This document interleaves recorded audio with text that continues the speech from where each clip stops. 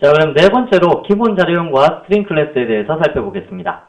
자, 우선 자료형이라는 것은 아까 통의 크기라고 이야기를 했었는데요. 여러분들께서 뭐 1이라는 이러한 상수값이 있다 라고 가정을 했을 때 이걸 담을 수 있는 통이 바로 변수라고 있었고요. 이러한 변수에 레이블을 붙여둔 거, 어떠한 특정 명칭을 붙여둔 것을 변수명이라고 했었는데 이러한 변수 통의 크기가 들어가는 데이터의 크기에 따라서 다르게 그 큰 영역을 더 크게 하든지 아니면 더 작게 하든지 이러한 크기를 정할 수 있는 것이 바로 자료형이라고 했었습니다.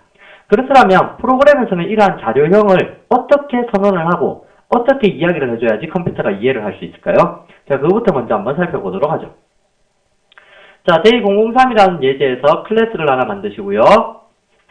exam 언더바 04번 예제가 되겠죠?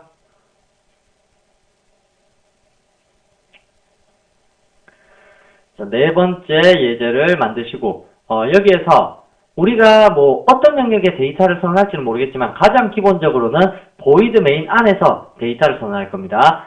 방금 전에 이야기했다시피 1이라는 숫자를 기억하기 위해서 공간을 하나 만든다라고 가정을 해봅시다. public static void main 항상 프로그램의 시작점이라고 그랬죠. string ar이라는 위치를 하나 잡아두고요. 자, 이 영역 안에서 1이라는 숫자 하나를 저장하겠습니다. 그렇다면 여러분들은 컴퓨터에게 명령을 내려야 됩니다. 이를 저장하기 위한 공간 한 개를 선언해 주세요. 이러한 식으로 컴퓨터에게 명령을 내려줘야 될 텐데 이것을 한글로 한국 사람이 개발했다라면 뭐 이러한 식 비슷하게 얘기를 했겠죠. 그러면 한국 사람이 개발했다고 치고 그러면 공간을 어떻게 만들면 좋을까요? 1이라는 데이터 저장하기 위한 공간. 그래서 작은 공간 한 개를 딱 선언했는데 작은 공간에 대해서 이름이 있어야 되겠죠? 그래서 데이터라는 이름으로 해서 여기에다가 무슨 값을 1을 넣겠습니다. 이러한 식으로 선언을 해주는 방식을 아마 한국 사람들이 개발했다면 이렇게 개발을 했을 것 같네요. 그런데 이건 분명히 뭐 외국에서 개발이 된 거니까 선 마이크로 시스템사에서 개발된 거니까 이 모든 단어들이 다 영어로 되어 있겠죠? 그래서 공간을 나타내는 거 우리도 이야기할 때 작은 공간 작은 공간 하나를 만든다. 데이터라는 이름으로 하나 만들겠다. 이를 저장하겠다. 이러한 식으로 쓰듯이 외국 사람들이 직접 만들 때도 이 작은 공간에 대해서 특정 명칭을 하나 붙여놨어요. 그래서 그 공간의 크기를 바이트 단위로 나눠놨는데요. 여기서 여러분들께서 한 가지 기억하실 것이 컴퓨터라는 것이 대화하기 위한 수단으로 사용하는 것이 0과 1이라는 전압이라고 있습니다. 그래서 0이나 1이라는 이러한 숫자를 전해주게 되면 걔네들이 그러한 신호를 모스 신호처럼 받아들여갖고 데이터를 이해하고 해석하게 되는데요.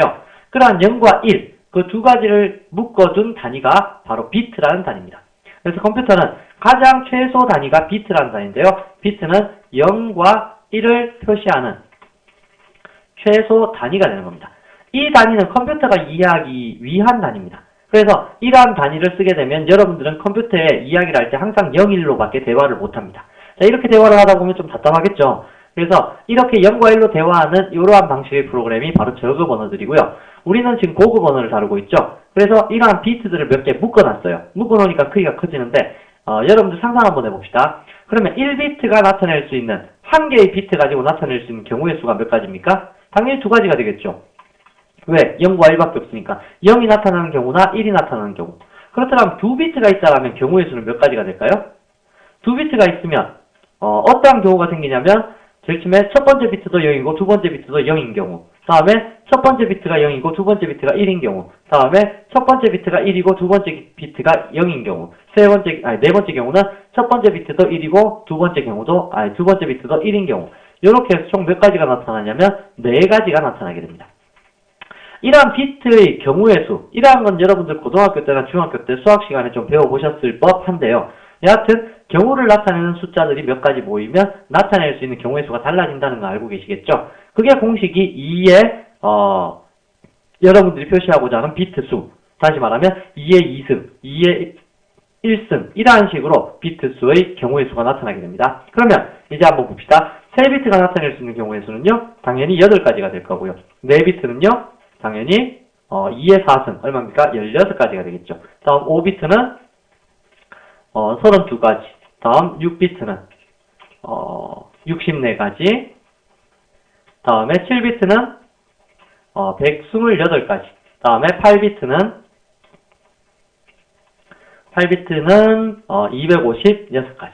자, 이러한 식으로 비트를 계속 묶어보게 되면 그 단위가 2배씩 이렇게 커지게 되는데요. 그만큼 나타나는 경우의 수가 많아진다는 얘기입니다. 그런데 저급 언어에서는 이러한 비트 가지고만 이야기를 했다고 치면 고급 언어에서는 바로 이러한 비트들을 몇 가지 묶어놓고 그것의 단위를 정해놓고는 요만큼의 단위를 최소 단위로 하자. 그래서 고급 언어의 단위는 8비트가 최소 단위가 됩니다. 그래서 8비트를 그냥 8비트 이렇게 이야기를 하면 이게 최소 단위인지 아닌지 모르기 때문에 여기에 단위를 하나 붙여놨어요. 8비트를 어떻게 해요?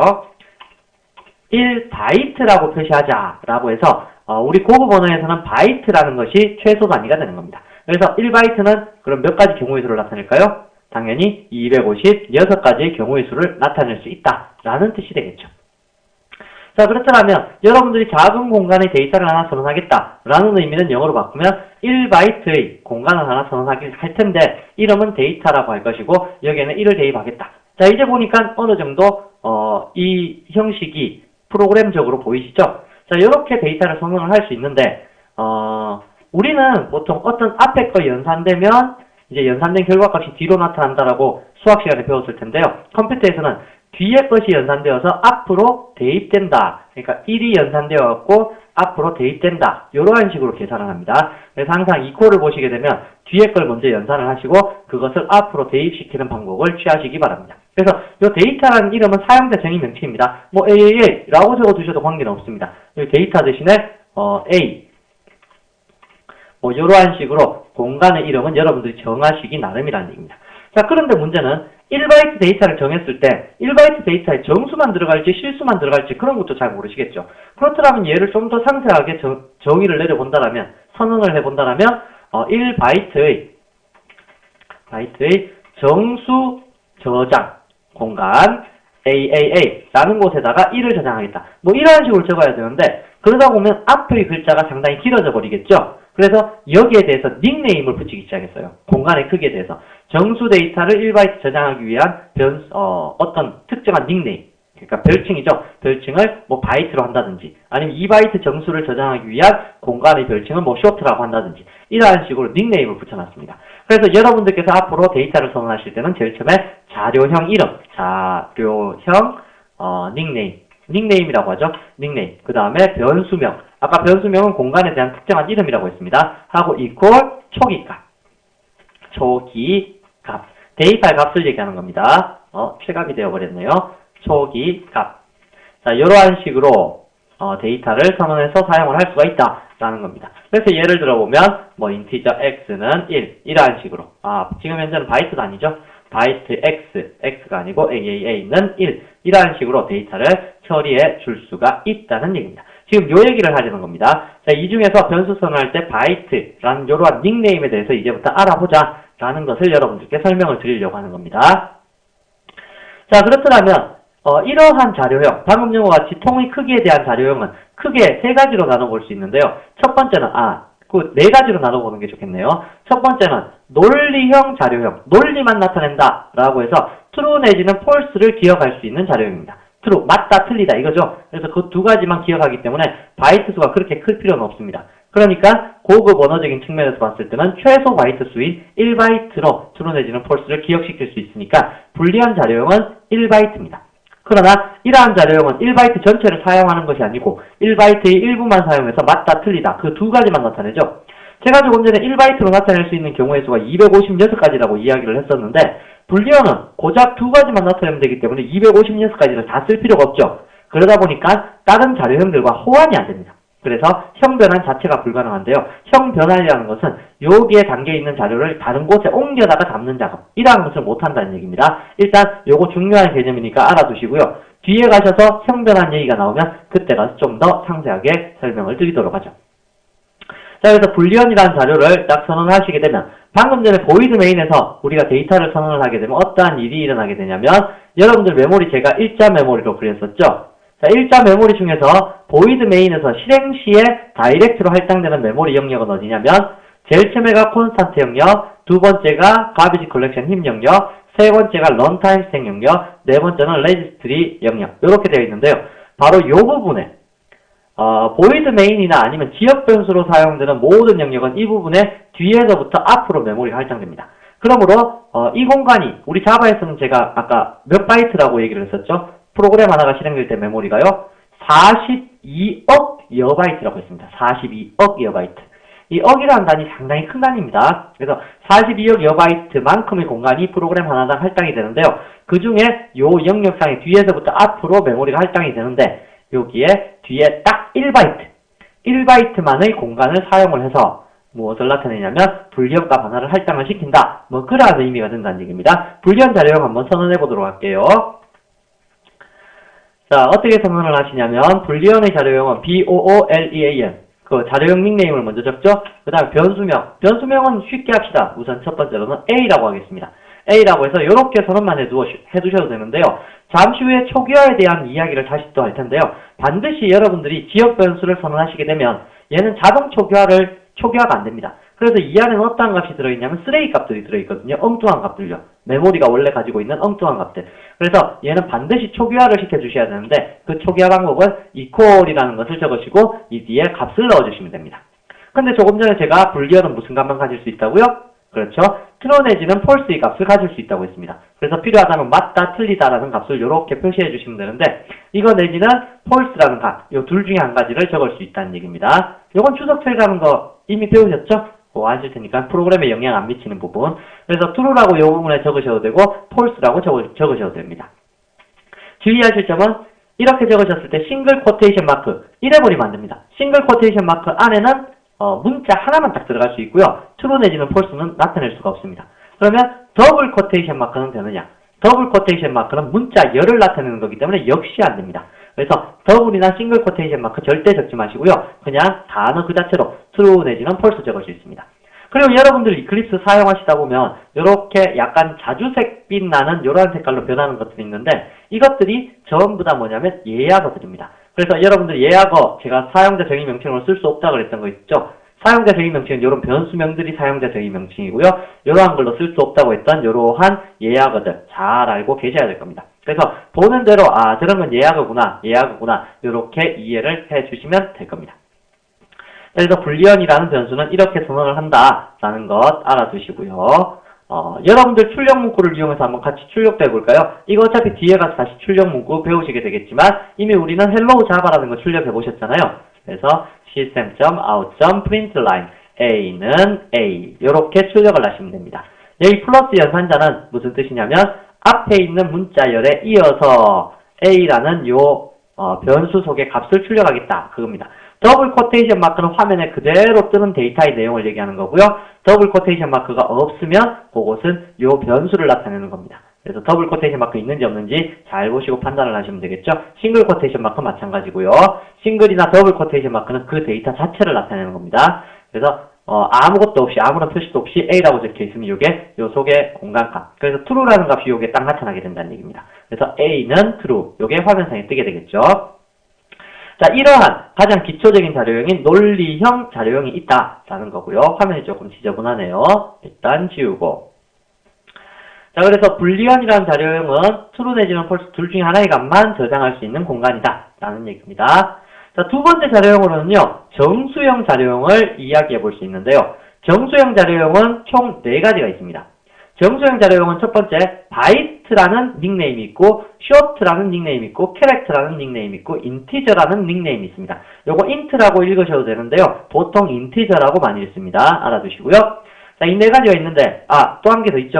long이라는 자료형도 역시 마찬가지로 정수형 자료형입니다. 실수할 뻔했네요. 총 5가지의 자료형이 정수형 자료형이고요. 이 자료형들 반드시 외우셔야 됩니다. 자료형은 무조건 기초입니다. 그래서 외우셔야 되고요. 바이트는 1바이트를 담기 위한 통. 제가 앞서 설명드렸을 때 탁구공 담는데 뭐 축구공 담을 만한 상자는 필요 없겠죠. 그래서 탁구공 담으려면 탁구공이 들어갈 만한 상자 정도만 선언해 주시면 되는데 바이트라는 이 닉네임을 가진 자료형은 1바이트짜리 자료형입니다. 그래서 걔가 담을 수 있는 숫자의 범위는 마이너스 128에서 플러스 127 정도만 담을 수 있어요. 다른 언어 같은 경우에, 특히 C 언어 같은 경우에는 그 이상의 숫자를 담아도 다른 값으로, 물론 엉뚱한 값이겠지만 다른 값으로 변환되어 나타나는데 자바는 이 범위 수를 벗어나서 입력을 해버리게 되면 에러가 발생하게 됩니다. 컴파일러죠.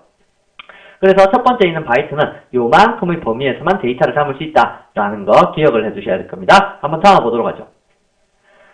자, 그러면 두 번째로 여기에 정수형 자료형에서 바이트라는 자료형으로 이번에는 위에 A 이미 똑같은 이름은 밑에서 또 선언할 수 없습니다. 여기서 A 또 선언해버리면 이건 에러입니다. 에러. 왜? 이미 여기에 A가 있거든요. 그래서 같은 파일, 같은 블록 내부에서, 여기 블록은 void main에서부터 여기까지겠죠. 같은 블록 내부에서 똑같은 이름은 같은 변수명으로 사용할 수가 없다라는 거 꼭 기억해 두시고요. 그러면 대소문자가 틀리면 그건 가능합니다. 자바 언어는 대소문자를 구별하는 언어거든요. 그래서 대소문자 틀리게 이렇게 잡는 거는 관계없이 사용을 할 수가 있게 된다라는 뜻입니다. 자, 그거는 나중에이고요. 자, B라는 변수로 A, B, C, D 이렇게 나갈 겁니다. 하나를 선언해 주는데 얘도 초기화가 안 된다 그랬죠?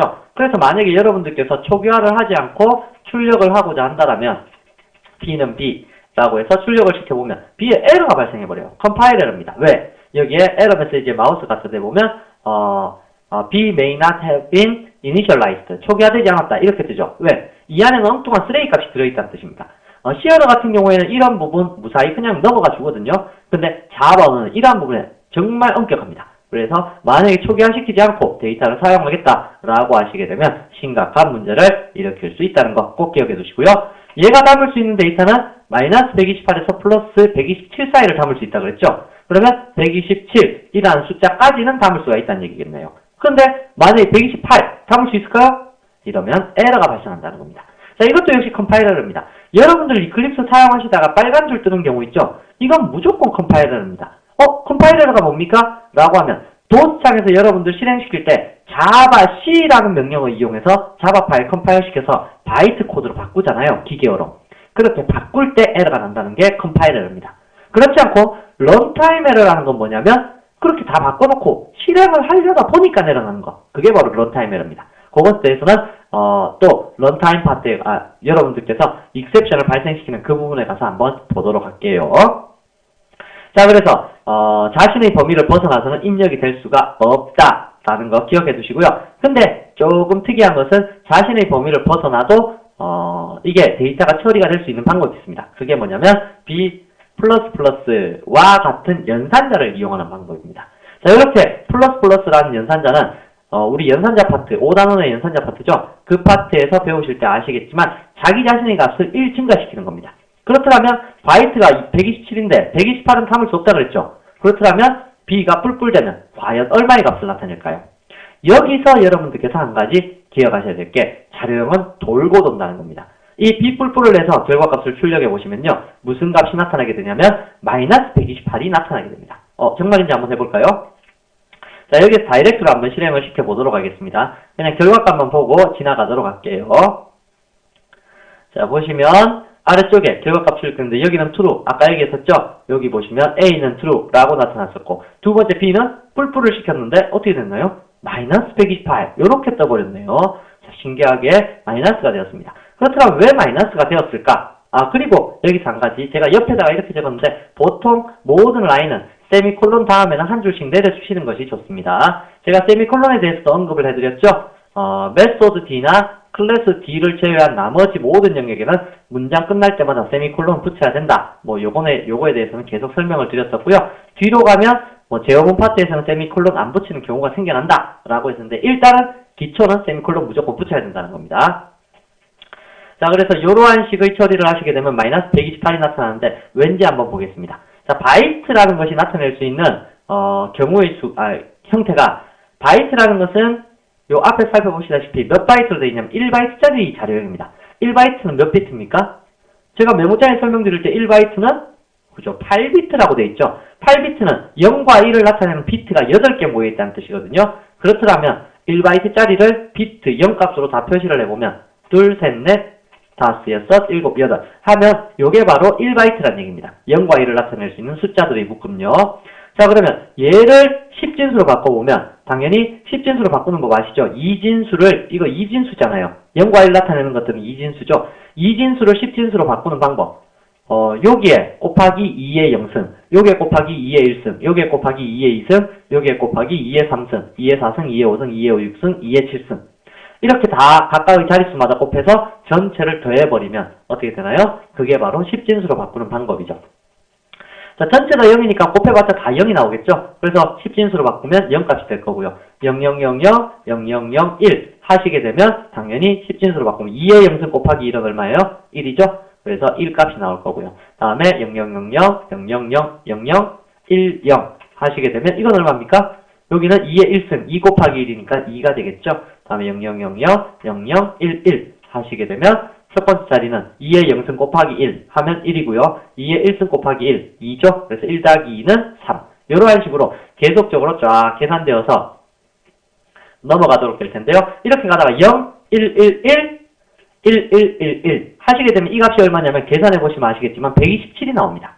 다음 1, 0, 0, 0, 0, 0, 0, 0 이게 그 다음 숫자가 되겠죠? 근데 이게 얼마가 나오냐면요. 원래는 128입니다. 128이고 어디까지 가게 되냐면 쫙 가서 1111, 1111 이게 얼마가 나와야 되냐면 255가 나와야 됩니다. 자, 그렇더라면 1바이트 범위, 1바이트라는 것은 8비트라고 했었습니다. 8비트 1바이트 범위의 데이터를 살펴보시게 되면 얘가 0에서부터 255까지 0이 포함되어 있으니까 그러면 총 경우의 수는 몇 가지입니까? 당연히 아까 8비트는 256가지의 경우의 수를 나타낸다 그랬죠? 그래서 1바이트 보니까 이렇게 256가지 경우의 수를 나타내는구나 라는 건 알겠는데 이러면 음수를 표현할 수 있어요? 없어요? 음수가 없잖아요. 0부터 시작해버리니까. 그래서 이쪽 언어 개발자들이나 아니면 언어를 처음 시작한 컴퓨터를 시작한 그 사람들이 음수를 사용하기 위해서는 음수를 사용하기 위한 방법을 한번 생각해 본 거예요. 그러다가 앞자리가 0인 것을 양수라고 하고 그리고 앞자리가 1인 것을 전부 다 음수로 보자 라고 해서 데이터를 처리하게 된 겁니다. 그러다 보니까 데이터를 처리할 때 보니까 여러분들 요 위에 거까지만 생각해 보시면 앞자리를 제외하고 나머지 숫자들 가운데 제일 작은 수가 당연히 0값이고 제일 큰 수가 1이죠. 양수에서는 127이 제일 큰 수란 얘기입니다. 그러면 음수에서는 제일 큰 수가 뭘까요? 여러분들 혼돈하지 마십시오. 음수에서 제일 큰 수는 마이너스 1이 제일 큽니다. 그죠? 그래서 앞자리 1을 제외하고 나머지 숫자로 다 봤을 때 4, 1인 거 얘가 제일 큰 수여야 되겠죠. 그래서 얘가 마이너스 1인 겁니다. 마이너스 1. 이거 혼돈하지 마시고요. 그래서 1111, 1110 하시게 되면 얘는 마이너스 2. 이런 식으로 위로 올라가 보니까 요 값은 얼마가 나오냐면 마이너스 128이 나오더라는 얘기입니다. 그럼 결론적으로 아까 거에 다시 한번 붙여서 표시를 해보게 되면 여기까지 표시된 데이터까지가 127. 양수로 나타낼 수 있는 최대 숫자가 127이 딱 나오고요. 그 다음으로 딱 넘어가면 마이너스 128이 나온다는 얘기입니다. 한 칸이 더 증가되면요. 그래서 제가 조금 전에 여기에서 127 값을 딱 대입해놓고 거기에 B의 값을 자체적으로 한 칸을 증가시켜라. 이렇게 해보니까 출력되는 결과값이 얼마가 나왔나요? 마이너스 128이 나왔죠. 바로 한 칸을 증가시키게 되면, 여기서 한 칸 증가시키게 되면 요 값이 나온다는 얘기입니다. 이러한 식으로 내려가게 되는 거예요. 그렇다면 255까지 대입하게 되면 255까지 증가를 시키게 되면 마이너스 1이 된다는 얘기예요. 계속 증가를 시키면요. 마이너스 1이 되었으면 그 다음은 또 어떻게 될까요? 여기서 한 칸 더 증가시키게 되면 1, 0000, 0000 이러한 식으로 되겠죠. 그런데 문제는 바이트라는 이 단위가 몇 바이트짜리라고 그랬어요?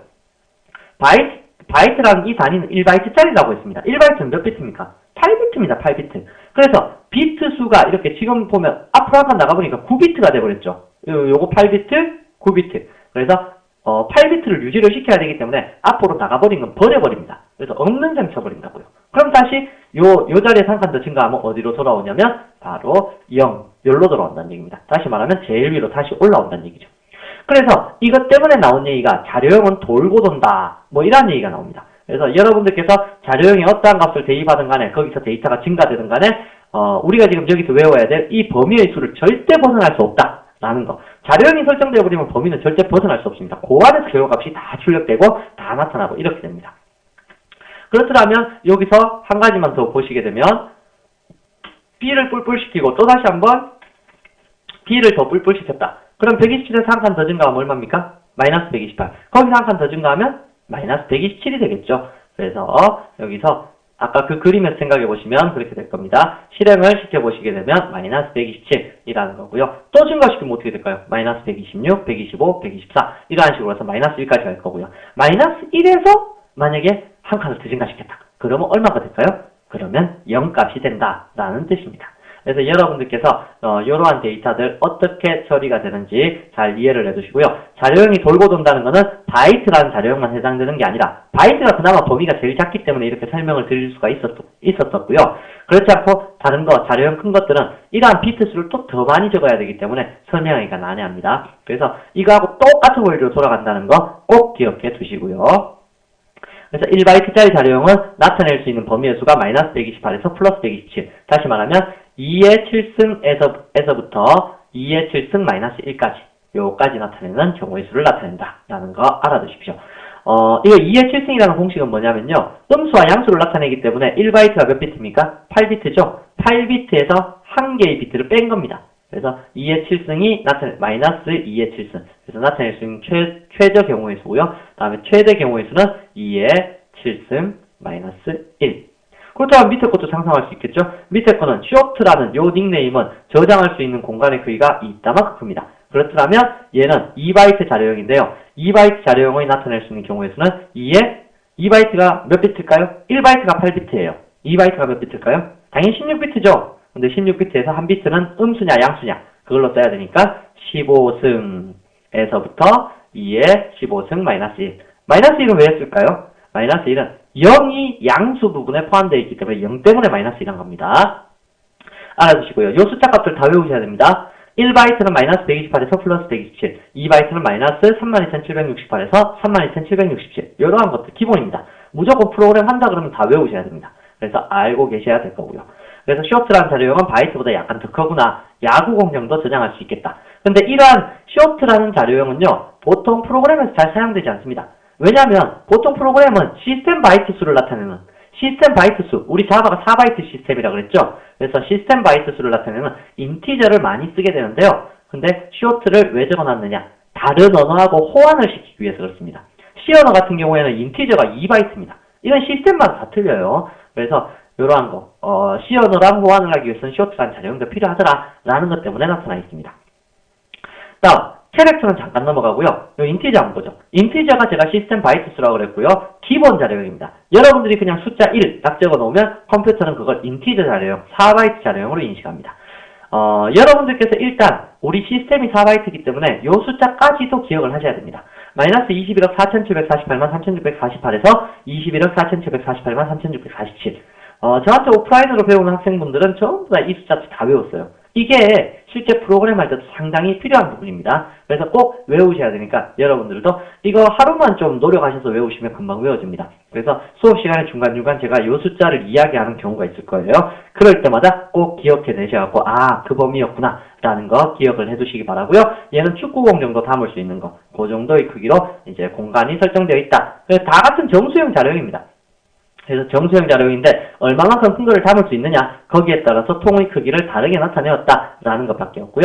다음 마지막 롱형의 자료형은 8바이트 얘보다 더 크죠. 그래서 인티저에 담을 수 없는 것들 그래서 922경 상당히 높은 숫자죠. 여기에서 플러스 922경까지 다시 말하면 2의 마이너스 2의 63승에서부터 왜 8바이트가 1바이트가 8비트라 그랬죠? 8비트가 8개 모였으니까 88에 64. 64비트인데 여기서 마이너스 1. 첫 번째 비트는 부호비트이기 때문에 63승에서부터 2의 63승 마이너스 1. 0값 때문에 마이너스 1 한다고 했었습니다. 그래서 표시를 해줄 수 있다라는 겁니다. 이만큼. 그래서 여러분들께서 은행 같은 곳에서 돈을 계산할 때 사실 은행에 돈 계산할 때는 더블 자료형을 쓰는데요. 롱 자료형도 충분히 922경까지는 담을 수 있다라는 거 알아두시고요. 이 네 가지 자료형, 일단 캐릭터 빼고요. 네 가지 자료형을 이렇게 표시를 해보자면 선언만 한번 해봅시다. 어떻게 선언할 수 있냐면 첫 번째 쇼트라는 자료형 C는 얼마까지 담을 수 있다고요? 최저값, 이번에 최저값 담아볼까요? 마이너스 32,768까지 담을 수가 있다라는 겁니다. 근데 마이너스 769는 어떻게 될까요? 안 된다는 얘기죠. 그래서 8까지만 담을 수 있다라는 거 알아두시고요. 출력을 시켜보시려면 system.out.println C는 C 이러한 식으로 출력시켜볼 수 있겠네요. 다음, 쇼트 다음에 인티저라는 자료형 D는 얼마까지요? 21억 4,748만 3,647까지. 48은 안 되죠? 그래서 그까지는 담을 수 없습니다. 최대 이마만큼 담을 수 있고요. 역시 출력을 시켜보시게 되면 system.out.println D는 D. 라고 해서 표시를 해줄 수 있겠네요. 마지막 롱 형태. 롱 형태는 라고 해서 데이터를 담을 수 있는데 922경까지 담을 수 있으니까 너무 많은 숫자 적을 수 있다라는 거 알아두시고요. 일단 이렇게 적어놓고요. 여러분들 담으실 때요. 그냥 놔두지 마시고 지금 몇 살이었죠? 너무 많나? 그렇죠. 일단 이렇게 놔두시고요.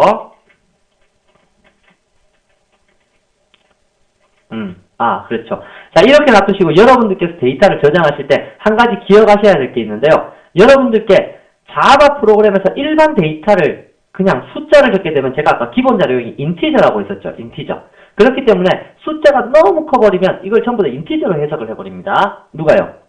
자바의 컴파일러가 그렇죠. 그래서 여기 약속된 단어가 있어요. 뭐라고 적기 원하냐면 기본 자료형인 인티저보다 큰 자료형들에 대해서는 선언을 할 때 반드시 L이라는 단어를 붙여서 선언을 하자라는 식으로 약속이 되어 있습니다. 방금 전에 빨간 줄 있다가 L 붙이니까 빨간 줄이 없어져 버렸죠. 그래서 여러분들께서 인티저보다 큰 자료형 선언할 때는 L을 붙여서 표시하자라는 겁니다. 요거 꼭 기억하십시오. L. 근데 문제가 있네요. 소문자 L을 딱 기재해갖고 저장을 해도 아무런 문제가 없습니다. 그러나 소문자 L과 숫자 1이 구분이 되십니까? 안 되시죠. 그래서 소문자 L 대신에 롱 형태에서는 대문자 L을 많이 씁니다. 그래서 대문자 L을 딱 쓰면 시스템은 얘는 인티저 형태가 아니고 롱 형태구나 라는 식으로 판단을 한다는 얘기입니다.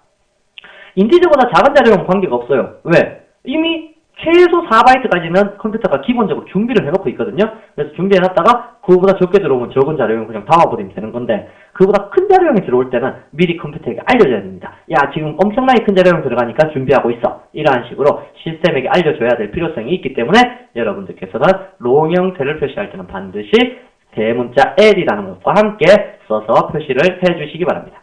그렇다면 얘를 테스트해 보시게 되면 다음과 같이 데이터들을 다 표시를 할 수가 있다라는 뜻입니다. 여하튼 자료형이라는 것은 통의 크기를 얘기하는 거고 그 통의 크기에 데이터를 담을 수 있다는 겁니다. 자, 그러면 이러한 정수형 자료형 중에서 이제 캐릭터라는 자료형 남아있고요. 다음으로 실수형 자료형인 플로트와 더블, 그 다음에 클래스 자료형인 스트링 클래스 이러한 것들 남아있네요. 이 부분도 다음 살펴보도록 하겠습니다.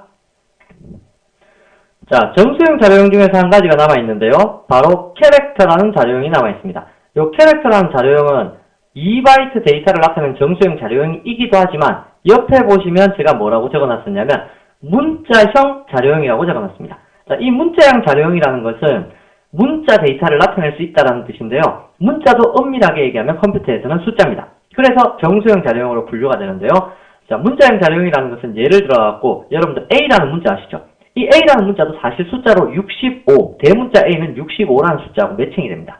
이런 식으로 여러분들께서 문자를 표시할 경우가 있고 숫자를 표시해야 되는 경우가 있을 겁니다. 그럴 때 사용하는 자료형이 바로 캐릭터라는 자료형입니다. 이 캐릭터 자료형은 문자형을 지원하기 위한 자료형으로 나타났다라는 거고 문자 데이터를 지원하기 위해서는 음수 데이터가 굳이 필요가 없습니다. 그래서 쇼트랑 같은 2바이트 자료형인데도 불구하고 마이너스 32,768에서 플러스 32,767이 아니라 0에서부터 나타낼 수 있는 경우의 수인 65,535라는 이러한 개수. 그래서 총 65,500선은 6개가 되겠죠. 6개의 문자 데이터 집합을 나타낼 수 있다는 겁니다.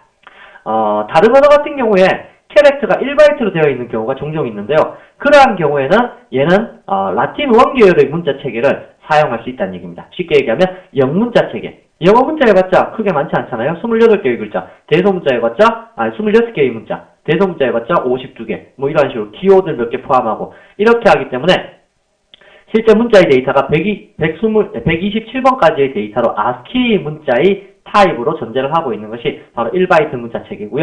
우리가 지금 사용하려는 이 캐릭터는 2바이트 문자 체계로서 유니코드를 나타내는 문자 체계입니다.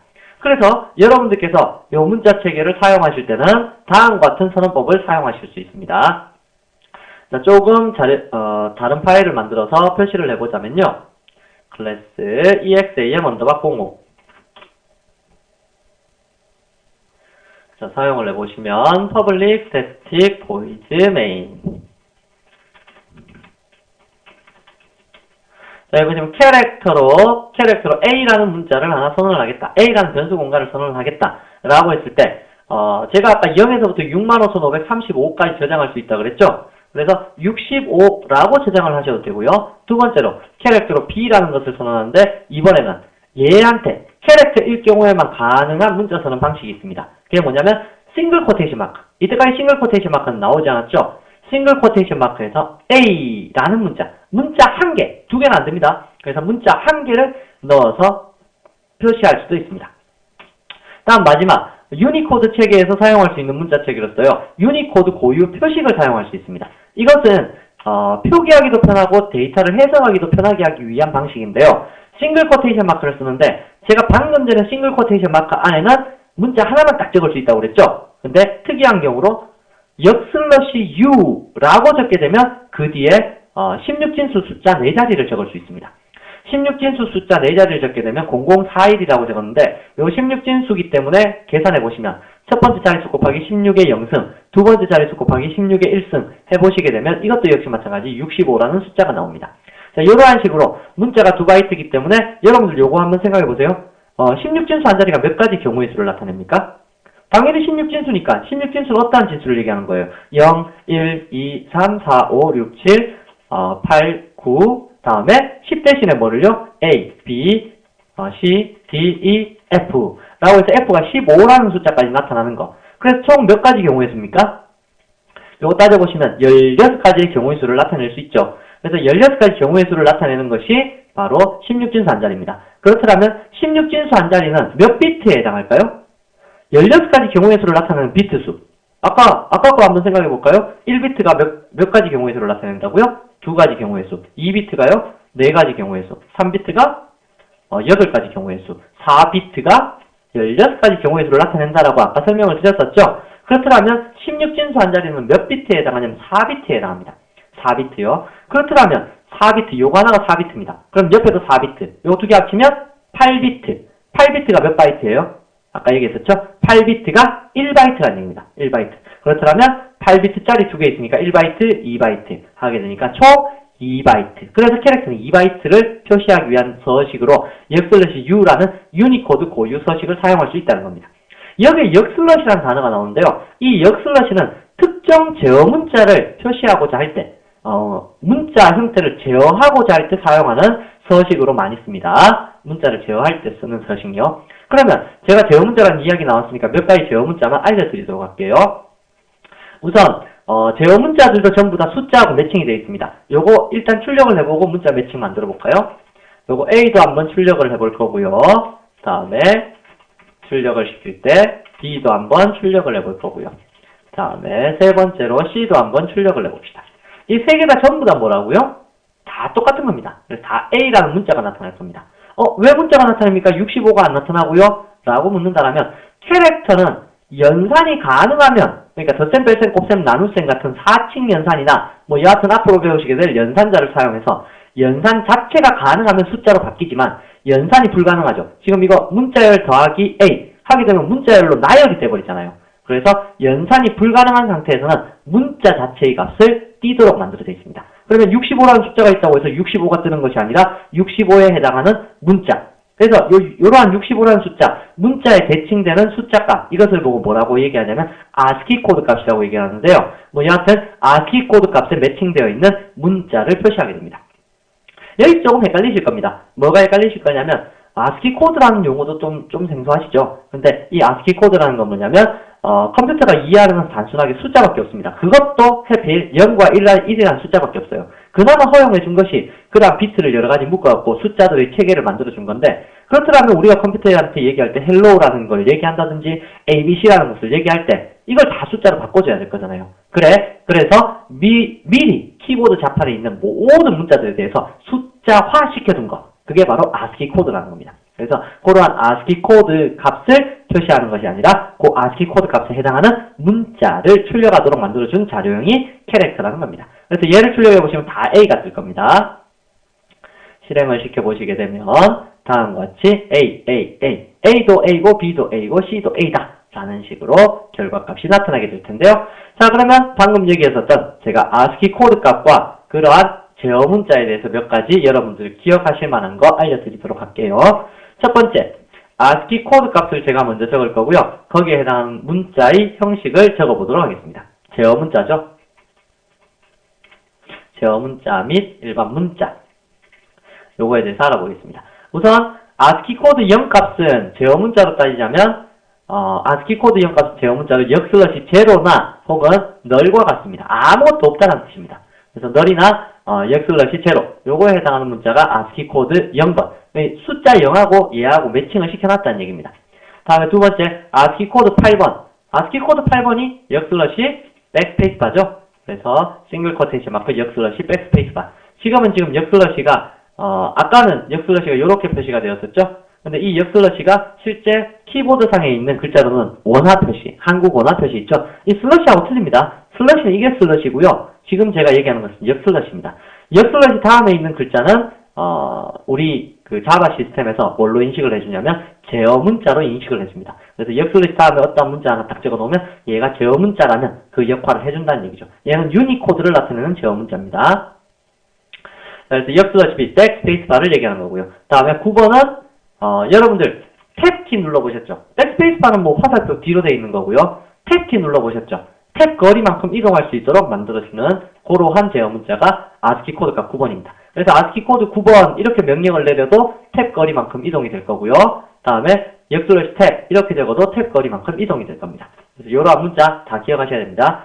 10번은 역슬러시 뉴라인입니다. 역슬러시 뉴라인. 뉴라인은 여기서 엔터 치면 새로운 라인으로 가죠. 이렇게 밑으로 한 줄 내려가는 거. 그게 바로 뉴라인입니다. 근데 주의하실 점은요.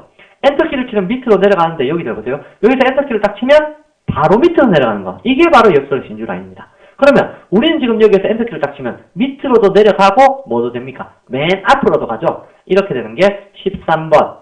그 ASCII 코드 값 13번. 역슬러시 R, 캐리지 리턴이라는 겁니다. 캐리지 리턴은 그 라인의 처음으로 되돌아가라. 그런 뜻이거든요. 처음으로 갔다가 밑으로 내려가라. 그렇다면 엔터키는 뭐가 될까요? 엔터키는 무엇과 무엇의 조합일까요? 엔터키는 역슬러시 R, 역슬러시 N의 조합입니다. 그래서 일단 먼저 앞으로 가고 그 다음에 밑으로 내려가라. 이러한 식의 명령이 된다는 얘기입니다. 밑으로 갔다가 앞으로 가라. 이거는 말이 안 됩니다. 왜? 밑으로 내려가려면 앞에 있는 이 내용부가 다 있어야 된다는 얘기거든요. 그렇다면 이만큼의 손실이 일어나잖아요. 그래서 이러한 손실을 안 일어나게 하기 위해서 앞으로 갔다가 밑으로 가라 라고 하는 역슬러시 R, 캐리지 리턴부터 먼저 실행이 된다는 거 꼭 기억해 두시고요. 다음 기억하셔야 될 거는 ASCII 코드 27번. 이거는 뭐에 해당하느냐면 제어 문자가 아니라 키보드 키에 해당하는 건데요. 여러분들 ESC 키 아시죠? 그 키보드 좌측 제일 상단에 있는 거요. ESC 키를 딱 누른 거하고 ASCII 코드 27번 명령 수행한 거하고 똑같습니다. 뭐 잠시 후에 일단 한번 테스트 해볼 거지만, 자, 다음에 기억하셔야 될 것이 48번 ASCII 코드 값에서부터 57번까지입니다. 이것이 무엇에 해당하냐면 문자 0번부터 그 다음에 문자 9번까지입니다. 숫자판이죠. 그래서 여러분들 키보드상에 1, 2, 3, 4, 5, 6, 7, 8, 9 그거 있는 거 딱 누르면 키보드에서 0번 딱 누르면 컴퓨터는 뭐라고 인식을 하냐면 48번이 실행되었구나 이렇게 인식합니다. 숫자 9번을 누르면요. 그러면 57번이 실행되었구나. 1번 누르면 49번이겠죠, 당연히. 그렇게 실행되고요. 다음에 65번에서부터 그 다음에 90번까지. 이거는 어디에 해당하냐면 대문자 A에서부터 다음에 대문자 G까지에 해당하는 겁니다. 그래서 여러분들께서 대문자 A를 딱 누르면 컴퓨터는 뭐라고 판단을 하냐면 65번 키가 눌렸구나. 이렇게 판단을 하게 됩니다. 그래서 요거 대문자 A도 그래서 아까 제가 여기 제어문 만들 때 전부 다 65라고 다 적었었죠. 이것도 16진수인데 바꾸면 65 된다 그랬죠. 그래서 65라는 고문자에 해당한다 라는 거 알아두시고요. 소문자는요. 97번에서부터 122번까지 이것이 어디에 해당하냐면 소문자 A에서부터 소문자 G까지에 해당하는 ASCII 코드 문자다라는 거 기억을 해두셔야 될 겁니다. 그래서 여러분들께 제가 간단하게 몇 가지만 이렇게 소개를 시켜드렸는데요.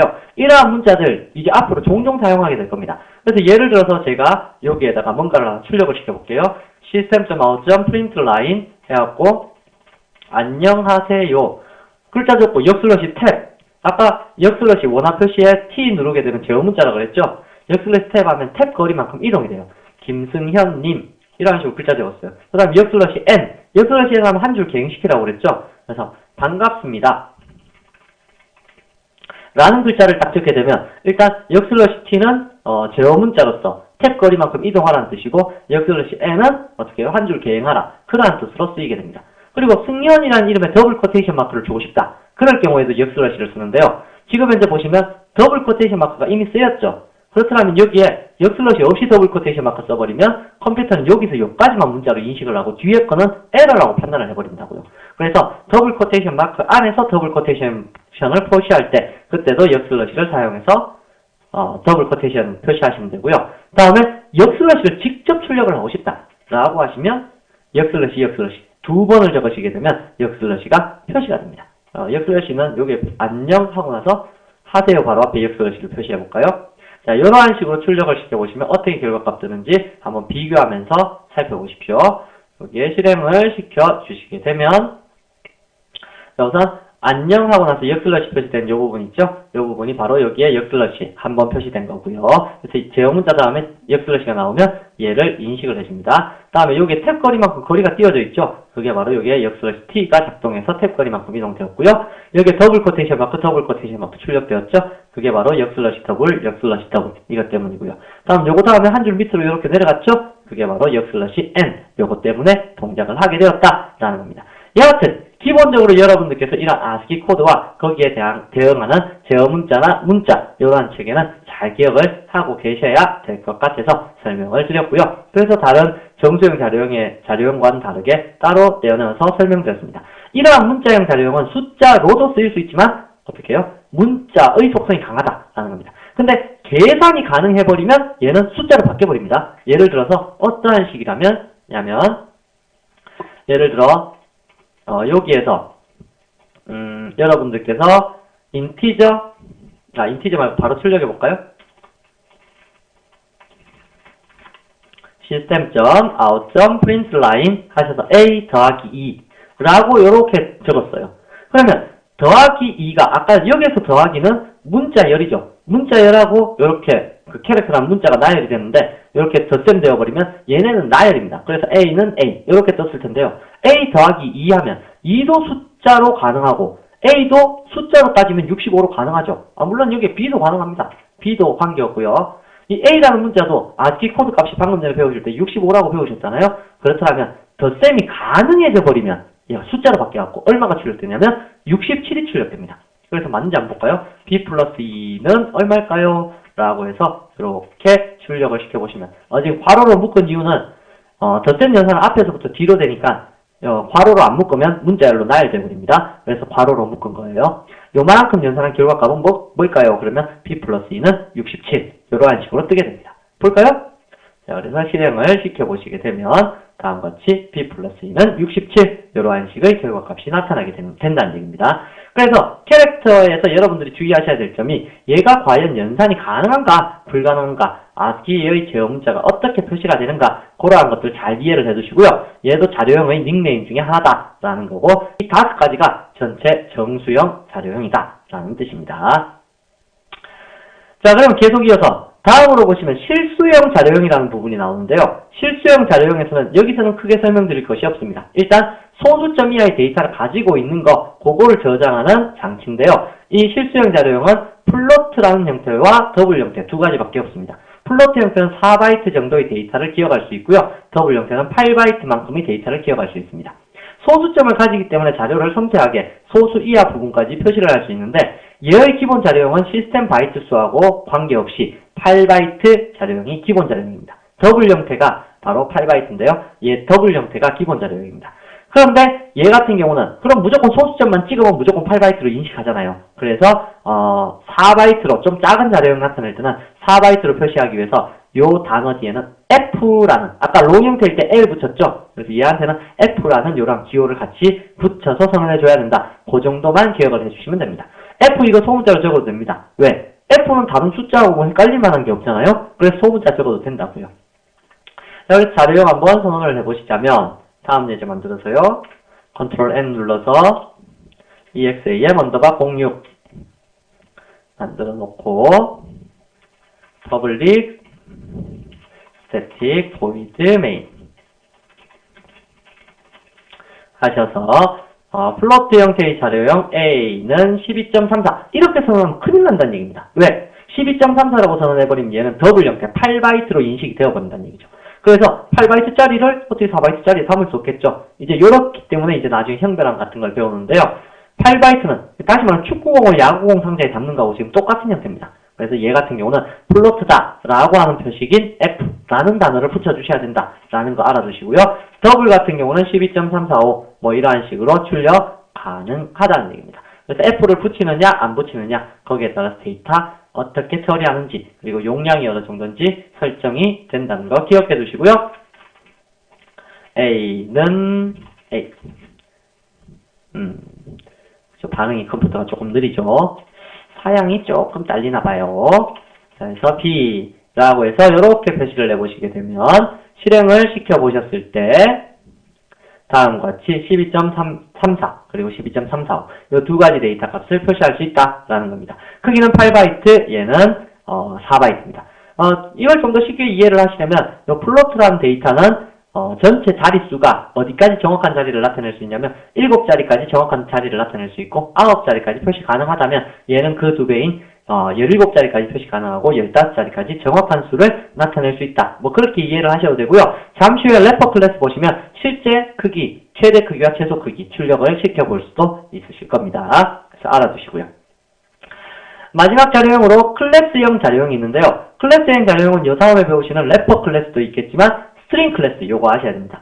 스트링 클래스는 실제로는 클래스입니다. 덩어리 클래스 덩어리 하나인데요. 문자열을 저장할 수 있습니다.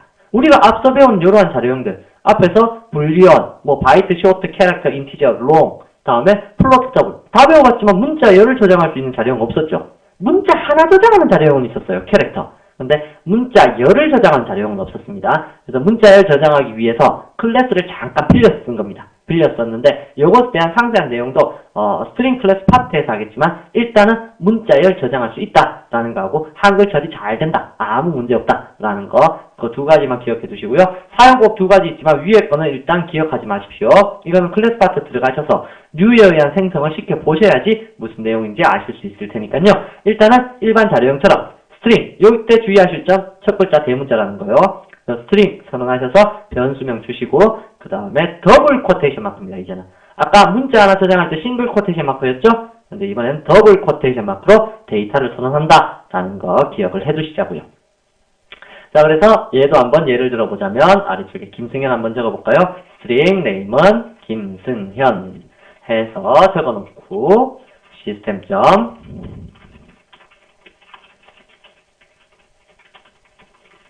str이 아니군요. 네임. 자, 하셔서 실행을 시켜보시면 다음과 같이 김승현 이름까지 잘 출력이 될 것이다 라는 것까지 여러분들께서 알아보실 수 있겠네요. 자, 이러한 스트링 클래스에 대해서는 뒤에 더 상세하게 한다고 말씀을 드렸고요. 더블 쿼테이션 마크를 쓴다 라는 유일한 자료형입니다. 더블 쿼테이션 마크를 쓸 수 있는. 실제로 자료형이라고 보기는 힘듭니다. 기본 자료형은 요까지가 기본 자료형이고요. 다음에 스트링은 클래스입니다. 첫 글자가 대문자이기 때문에요. 소문자로 적으시면 실행 안 됩니다. 컴파일 에러입니다. 그래서 그러한 것들 기억을 해 주시기 바랍니다. 그럼 다음으로 넘어가도록 하죠.